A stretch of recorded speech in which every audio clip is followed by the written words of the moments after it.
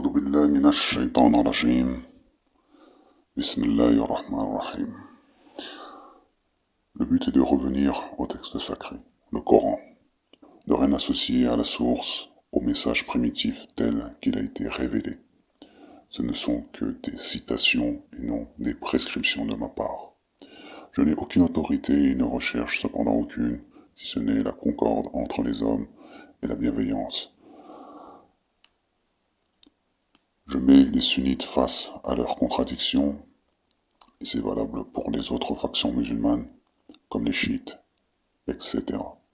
Le but n'est pas de chercher à casser la foi du croyant, mais questionner le croyant sur ce qu'il est en train de croire, et qu'il ouvre les yeux entre contradictions, entre traditions contradictoires et réalité du véritable message divin, n'est-ce pas? Je reviens sur l'alimentation pour terminer avec ça, sur un verset, la sourate 5, verset 92, donc je l'avais déjà répété, je le répète encore une fois, c'est pas grave. Qu'est-ce que Dieu dit? Il dit وَأَطِيعُوا اللَّهَ وَأَطِيعُوا الرَّسُولَ وَاحْذَرُوا فَإِنْ تَوَلَّيْتُمْ فَاعْلَمُوا أَنَّمَا عَلَى رَسُولِنَا الْبَلَاغُ الْمُبِينُ. Excusez-moi pour la prononciation. Donc c'est la sourate Al-Maïda, sourate 5, verset 92. Dieu dit « Obéissez à Dieu ».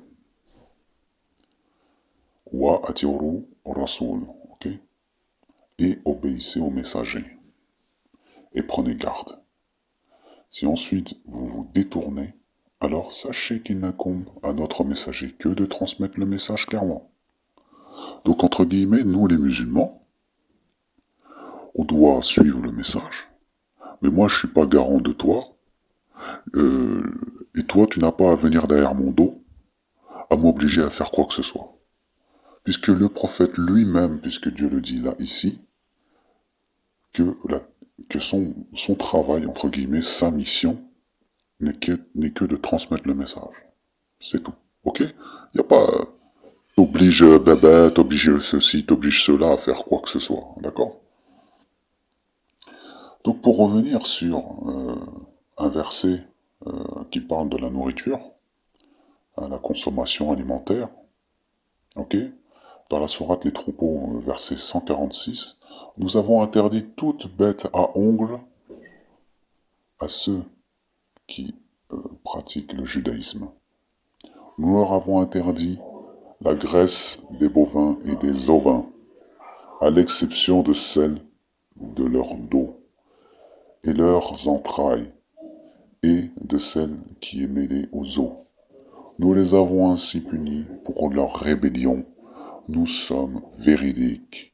Voilà ce que Dieu dit dans le Coran à ce sujet, concernant la nourriture, les bêtes, et puis en même temps en parlant des Juifs. Dans la sourate 6, 146, donc vous voyez bien ce que Dieu dit. Il dit, dans ce qui m'a été révélé, je ne trouve d'interdit à aucun mangeur d'en manger que la bête trouvée morte. D'accord? Donc je répète, dans la sourate 6, verset 145,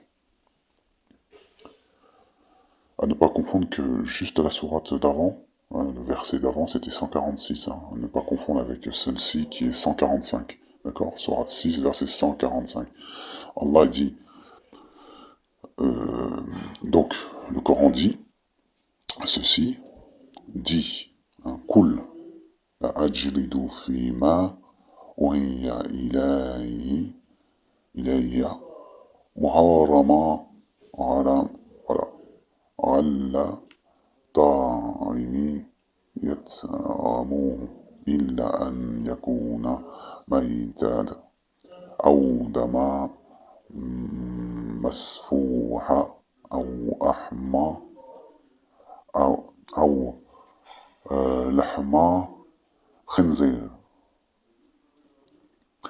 فإنه رجوس أو فسق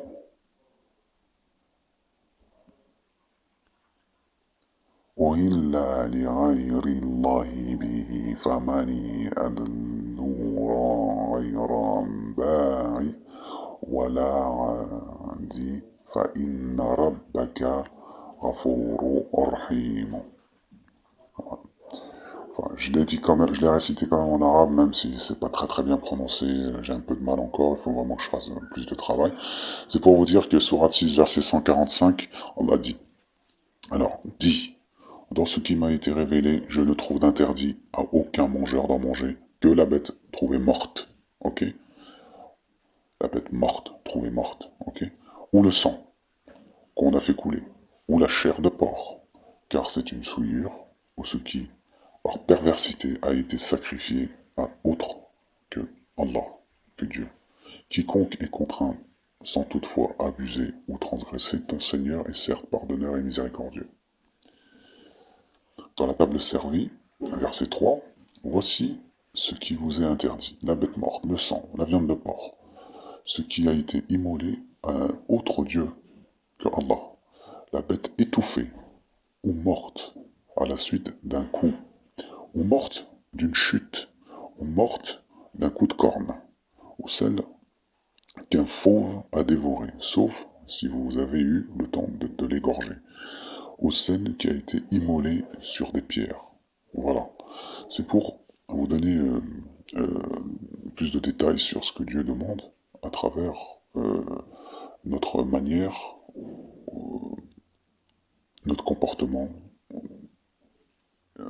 à travers la nourriture, le gibier qu'on attrape ou qu'on va chasser. Voilà. Il y a des conditions.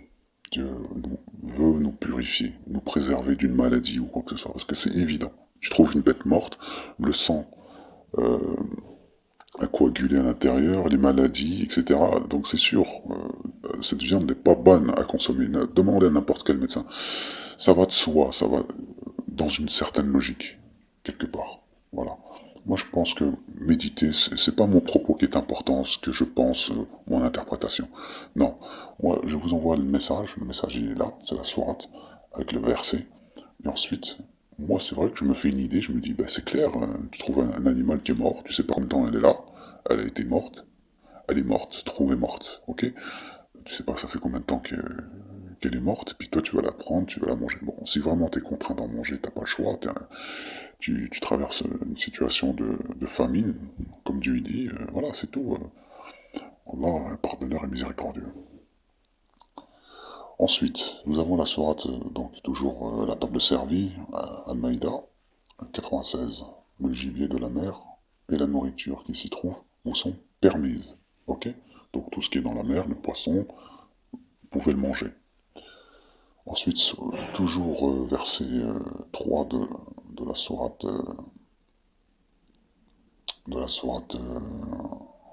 Al-Maïda, d'accord? À l'égard de celui qui, durant la famine, serait contraint de consommer des aliments interdits, sans vouloir commettre de péché, Dieu est celui qui pardonne, et il est miséricordieux. Vous voyez, je disais ça juste avant, et puis là, quand je lis, bah, je tombe sur le verset qui parle de ça, justement. On va terminer avec cette ayat. Ya bani Adam, خذوا زينتكم عند كل مسجد وكلوا واشربوا ولا تسرفوا إنه لا يحب المسرفين. Donc, sourate 7, verset 31. Ô enfant d'Adam, il s'adresse à toute l'humanité. Ô enfant d'Adam, dans chaque lieu de prière, de salat, portez votre parure, vos habits, entre guillemets, et mangez et buvez, et ne commettez pas d'excès, car Dieu n'aime pas ceux qui commettent des excès. Vous vous rendez compte? Là, ça s'adresse à tous les êtres humains sur Terre. Hein. Donc, toujours la table servie, verset 4, il t'interroge sur ce qui leur est permis. Dis, vous sont permises les bonnes nourritures, ainsi que ce que capturent les carnassiers que vous avez dressés, en leur apprenant ce qu'Allah vous a appris. Mangez donc de ce qu'elle capture pour vous, et prononcez dessus le nom d'Allah. Et craignez Allah, car Allah est certes prompt dans les comptes. Voilà. Entre guillemets, ça veut dire aussi hein, que quand vous sacrifiez une bête, prononcez le nom de Dieu. Voilà, Bismillah, au nom de Dieu. C'est un acte de foi, il n'y a rien de mal. La nourriture, elle sera la même. Ça va pas changer quoi que ce soit, ni le goût. C'est juste pour remercier Dieu. En même temps que toutes ces créatures lui appartiennent. C'est lui qui nous a créés. C'est une recommandation, d'accord? Donc, vous voyez, vous pouvez... quand les hadiths parlent de... Vous savez, les carnassiers, hein, on va dire les chiens, entre guillemets, hein, d'accord? Que vous possédez chez vous.